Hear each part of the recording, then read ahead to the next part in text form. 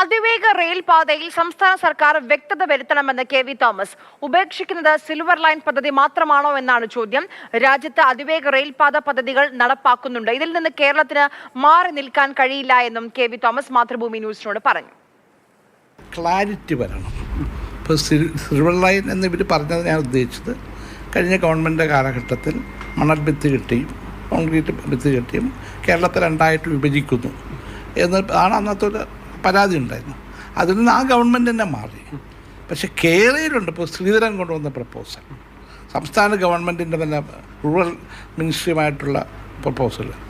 അതിനോട് എന്താ സമീപനം എന്ന് പറഞ്ഞാൽ നമുക്കൊരു ഹൈ സ്പീഡ് റെയിൽവേ സിസ്റ്റം വേണോ വേണ്ടയോ, ഉണ്ടെങ്കിൽ എന്തായിരിക്കും, അതിന് ഇനി പുതിയ DPR ഉണ്ടാക്കുകയാണോ, ഒക്കെ അതൊക്കെ ഈ ഗവൺമെൻറ്റിൻ്റെ അവകാശം. പക്ഷേ ഈ കൺസെപ്റ്റിനോട് എന്താണ്?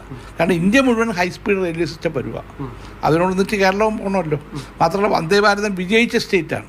വന്ദേ ഭാരതം വരുന്ന സന്ദർഭത്തിൽ വലിയ എതിർപ്പായിരുന്നു അന്ന്. കാരണം എന്ത് ആൾ കയറാനുണ്ടാകത്തില്ല എന്ന് പറഞ്ഞപ്പോൾ ഫുള്ളി ബുക്കഡാണ്. അപ്പോൾ അങ്ങനെ ആ സിസ്റ്റം എന്താ ചെയ്യാൻ പോകുന്നതെന്നൊരു വ്യക്തത മുഖ്യമന്ത്രി കൊണ്ടുവരണം.